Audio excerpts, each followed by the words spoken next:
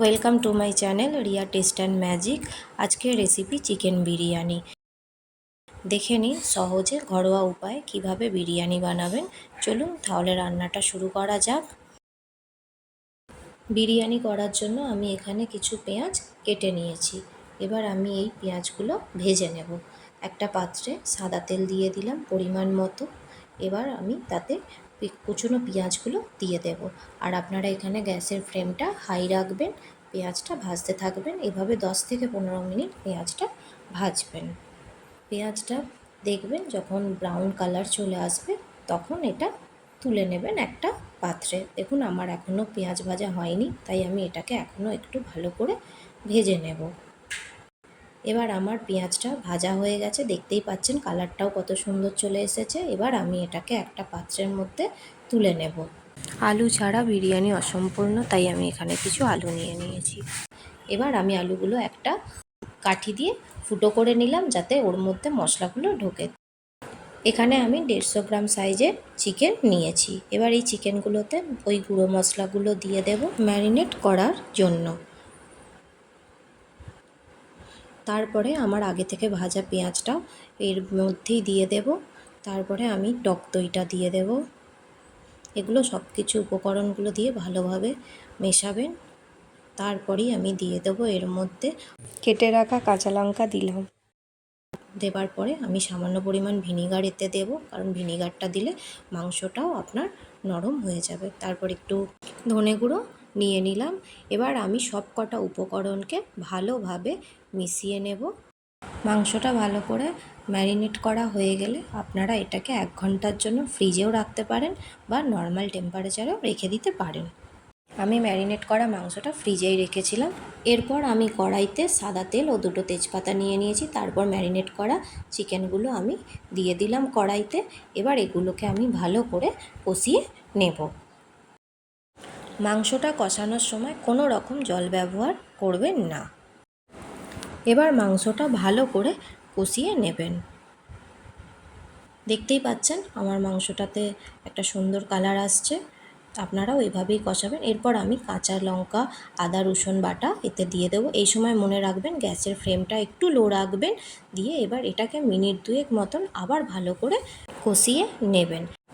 মাংসর স্বাদের জন্য আমি এখানে কিছুটা আলু বোখরা নিয়ে নিলাম। এবার এটাকে আমি আবার ভালো করে কষিয়ে নেব। স্বাদ হবার জন্য সামান্য চিনি এতে দিয়ে দিলাম। দিয়ে আবার মাংসটাকে আমি ভালো করে কষিয়ে নেব। মাংসটা কষানো হয়ে গেছে। এবার আলুগুলো আমার সেদ্ধ বসিয়েই দিয়েছিলাম। আমি একটা কাঠি নিয়ে দেখে নিচ্ছি আলুগুলো সেদ্ধ হয়েছে কিনা। দেখুন আলুগুলো সেদ্ধ হয়ে গেছে। এখানে আমার মাংসটাও রেডি হয়ে গেছে। মাংসের যে এক্সট্রা গ্রেভিটা আছে তাতেই আমি আলুটা কষিয়ে নেব, যাতে মাংসের ফ্লেভারটা আলুতে ভালোভাবে অ্যাবসর্ব করে এবং আলুর টেস্টটাও আরও বাড়ে। ভালোভাবে আলুগুলোকে কষিয়ে নেবেন। আমার আলু এখানে কষানো হয়ে গেছে। এবার আমি একটা পাত্রে সামান্য পরিমাণ কেওড়া জল, গোলাপ জল নিয়ে নিলাম। আমি এখানে কিছু পরিমাণ কেশর দিয়ে দিলাম। দেখুন কেশর থেকে কি সুন্দর একটা কালার এসেছে।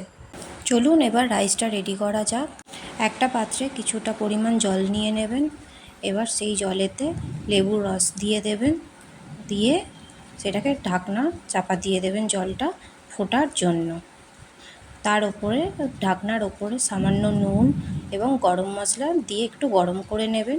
জলটা যখন ফুটে আসবে তখন ওতে 1 চামচ বা 2 চামচ মতন সাদা তেল দিয়ে দেবেন। তারপরে যেই উপকরণগুলো ঢাকনাতে গরম করছেন সেগুলো জলের মধ্যে দিয়ে এবার জলটা ভালো করে ফোটা পর্যন্ত অপেক্ষা করুন। যখন জলটা প্রচণ্ড পরিমাণে ফুটবে তখন আগে থেকে ভেজানো চালটা দিয়ে দেবেন।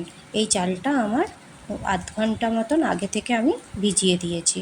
আপনারাও একটু ভিজিয়ে রাখবেন, তাহলে চালটা দেখবেন অনেকটা পরিমাণ বাড়বে। এবার চালটা দেওয়ার পর ভালো করে নাড়িয়ে নেবেন যাতে নিচে চালটা বসে না যায়। দেখতেই পাচ্ছেন এখানে আমার রাইসটা রেডি হয়ে গেছে। এবার আমি বিরিয়ানি করার জন্য একটা পাত্রে ঘি দিয়ে দিচ্ছি। আমি ঘিটা মাখিয়ে নিচ্ছি কারণ যাতে বিরিয়ানির ফ্লেভারটা ভালো আসে। এবার আমি পাটে পাটে একটা করে সাজিয়ে দেবো। প্রথমে রাইসটা আমি নিয়ে নেব। রাইসটা এবার ভালো করে চাড়িয়ে নেবেন লেয়ার করার জন্য। দেখুন আমি রাইসটাকে ভালো করে চাড়িয়ে নিয়েছি। এবার আপনারা এই রাইসটার ওপরে আলু ও মাংসটা দিয়ে দেবেন। আলুটা এক সাইডে দেবেন, চিকেনটা এক সাইডে দেবেন। যখন বিরিয়ানিটা রেডি হয়ে যাবে, বিরিয়ানিটা কাটার সময় কোনো অসুবিধা হবে না। তারপরে একটা পার্ট সাজানো হয়ে গেলে তার উপর আবার এইভাবে রাইসটা দিয়ে দেবেন, দিয়ে আবারও আমি ভালো করে ওটাকে সাজিয়ে নেব। এবারে যে আগে থেকে পেঁয়াজের বেরেস্তাটা করা ছিল সেটা দিয়ে দেবেন রাইসের ওপর। আবারও আলু ও চিকেনগুলো অ্যাড করে নেবেন এই লেয়ারে। দেখুন ভালোভাবে সাজানো হয়ে গেলে তারপরে যেই গ্রেভিটা থাকবে সেটাও দিয়ে দেবেন, দিয়ে আবারও কিছু রাইস দিয়ে সেটাকেও ভালো করে চাড়িয়ে নেবেন। বিরিয়ানির এই লেয়ারে বেরেস্তা দিয়ে দেবেন, তারপরে মিঠা আতরটা অ্যাড করবেন। আগে থেকে মাংস করার সময় যে তার গ্রেভিটা থাকে সেই গ্রেভিটা তুলে রাখবেন এই লেয়ারে, সেটাও অ্যাড করবেন, তাহলে ফ্লেভারটা ভালো আসবে। এরপরই আমার আগে থেকে গোলাপ জল ও কেওড়া জলে ভেজানো কেশরটা, সেই কেশরটাও অ্যাড করে দিলাম, কেশর ভেজানো জলটা। এরপরে আমি ঘি অ্যাড করব। ঘি অ্যাড করে এটা আমি আঁচে কষিয়ে দেব, একদম লো ফ্লেম আঁচে বসাবেন। দেখুন আমার বিরিয়ানি পুরো রেডি হয়ে গেছে। এবার আমি এটাকে সার্ভ করে নেব। আর আপনারাও বাড়িতে অবশ্যই এটা ট্রাই করবেন এবং আমাকে কমেন্টে এসে জানাবেন। Thank you for watching my video. অবশ্যই ভালো লাগলে একটা সাবস্ক্রাইব করে যাবেন। Thank you for watching my video.